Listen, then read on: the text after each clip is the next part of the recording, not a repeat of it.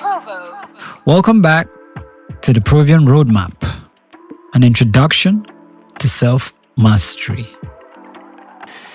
I hope you've been embracing vulnerability and cultivating courage in your life, because these few days since I set on this journey to create this course, I've been finding myself in circumstances that have called for the implementation of these virtues I have decided to teach and make the cornerstone of my life's work. So today we're diving into something that's essential to both vulnerability and courage. It is called self-compassion. Self-compassion is about being kind to yourself, especially during times of struggle or failure. You know, that same warmth, that same understanding, that same grace you would, supply abundantly to a friend, to a sibling who just messed up or who is going through it. The same way you wouldn't throw away the baby with the bathing water, the same way you wouldn't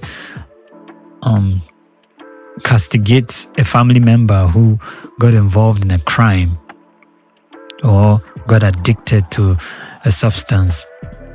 The same way you wouldn't condemn someone for falling short of the human graces and maybe giving into certain ills or vices. That compassion that you show to other people, self-compassion is about showing that same amount of grace to yourself. So let's explore how self-compassion can help you stay resilient on your journey to self-mastery. Okay? What is self-compassion? Self-compassion is treating yourself with the same kindness as you would a friend, like I just said. Self-compassion is the practice of treating yourself with the same concern and understanding as you would treat a close friend. When you experience difficulty or make a mistake, self-compassion encourages you to respond with empathy and care rather than judgment or harsh criticism. I know we've all been there, the same mistakes you cut other people's slack on. When you make those mistakes, you harshly criticize yourself. Words that you wouldn't use on other people, you use on yourself. You brand yourself certain harsh words. Incompetencies get over-exaggerated and criticized to the point where if someone else hears you talking about yourself and how low you think of yourself for making such a mistake, they'll look at you weird, like you wouldn't treat someone else who is in your shoes this way, so why are you treating yourself this way? Self-loathing is a very popular theme I see these days online. A lot of people find it difficult to see themselves deserving of compassion. I don't know why, but since I've been on this journey, since the mistakes I made with my Forex, blowing up accounts and putting myself in messy situations where I couldn't even afford clothes, and I showed up to work tattered, and a lot of people looked down on me. An intern once told me I look homeless. My fashion sense is that of homelessness. Or another said I look toutish. I look like a tout, simply because some of my clothes were a bit faded and old. I got to a point where I had to save up some money, take some loans, and ran to the market to buy some second-hand clothes just to upgrade the worn-out clothes I'd been wearing to the office, which created some sense of shame in me. But in the midst of all that, I had to maintain self-compassion. I had to have compassion for myself to understand that, venturing into trading wasn't just some gambling phase. It was really a decision to change my life and to liberate myself financially from a 9-to-5. Okay? So it was a noble quest that didn't turn out right the first time. So I had to like have compassion on myself, take it easy on myself, and permit myself to like be miserable at it in the beginning, because every successful trader went through that phase as well. Okay. I've seen a lot of posts going around about why millennials and younger generations aren't having kids, and it's really annoying me. So I'm going to solve this mystery once and for all. Couple main reasons. One, money. Living is absurd. Creating a life is an incomprehensible amount of money to us. When I think about having a child, it's like, okay, let's forget about the upfront cost of all the pregnancy things, all of the birth things. Let's just pretend that a child showed up on my doorstep and that he's my child. I could probably afford him or her if he doesn't need to breathe, if he doesn't need to sleep, if he doesn't need to eat, if he doesn't need to learn, if he doesn't need to socialize, if he doesn't ever get sick, if he doesn't ever get injured. I think if he doesn't do any of those things, I could probably afford a couple of cherubs. Okay? But unfortunately, that's not what the case is. They need to live life.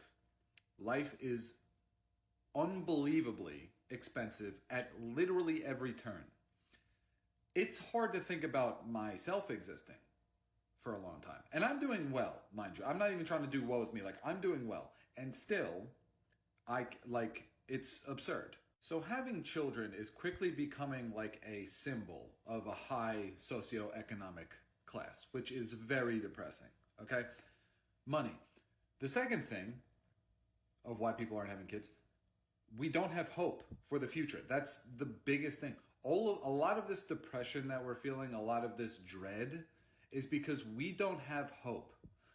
We were sold a bag of goods growing up that's like, this is what life is, this is what's going to lead to happiness, blah, blah, blah.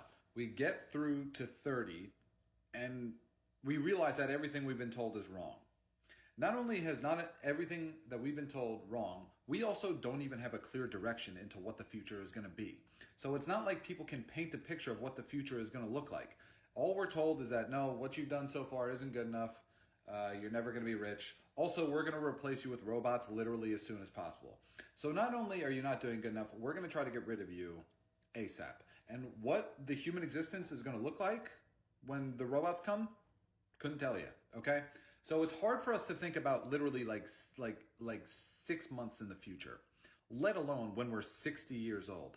So thinking about bringing a child into that, where it's like, yeah, hey kid, welcome to the world.